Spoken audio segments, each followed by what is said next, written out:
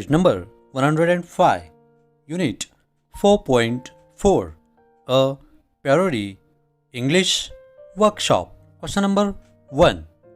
Translate the poem into your mother tongue. प्रस्तुत कवितेचे तुमच्या मातृभाषेमध्ये म्हणजेच मराठीमध्ये रूपांतर करा किंवा भाषांतर करा. And we can translate this poem in such a way. आपण अशा पद्धतीने या कवितेचं भाषांतर करू शकतो.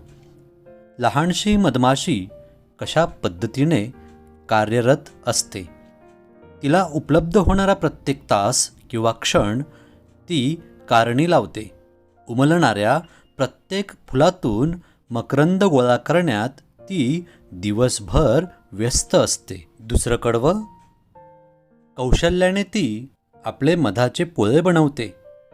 नीटनेटकेपणे सगळीकडे ती मेण पसरवते आणि अपार कष्ट करून तिने मिळवलेले मध म्हणजेच मकरंद तितक्याच मेहनतीने ती त्यात साठवते. ही होती मूळ कविता. आता आपण याच्यावरचं विडंबन बघूयात. लहानशी मगर कशा पद्धतीने कार्यरत असते. पहिलं कडवं, तिला मिळणारा वेळ ती स्वतःचा नट्टापट्टा करण्यातच घालवते. तिच्या प्रत्येक सोनेरी खवल्यावर ती नाईल नदीचे पाणी ओतत असते. दुसरं कडवं, आरामाने नदीच्या पाण्यात जबडा पसरून म्हणजेच ती हसते असं भासतं. आपले पंजे पसरवून तिच्या जबड्यात आयत्या येणाऱ्या लहान माशांचे हसत हसत स्वागत करत असते. Then question number 2. Find an example of a parody along with the original from your mother tongue. तुमच्या मातृभाषेतील एखादी मूळ कविता आणि त्या कवितेचे विडंबन असं उदाहरण शोधा. म्हणजे कविताही आणि तिच्यावरचं विडंबनही आपल्याला लिहायचं आहे किंवा शोधायचं आहे. Here is an example.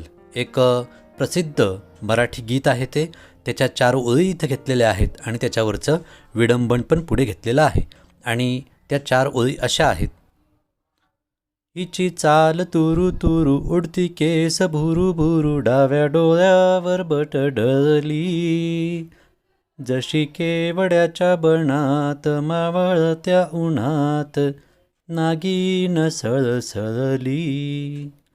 आणि ह्याच ओळींचं विडंबन पुढील ओळींमधून केलेलं आहे. ते असं.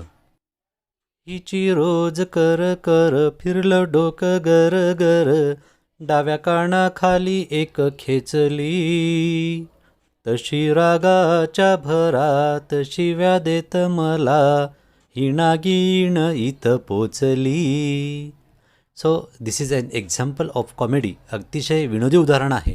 तुम्ही इतरही बरेच उदाहरणं आहेत ते तुम्ही शोधू शकतात आणि लिहू शकतात.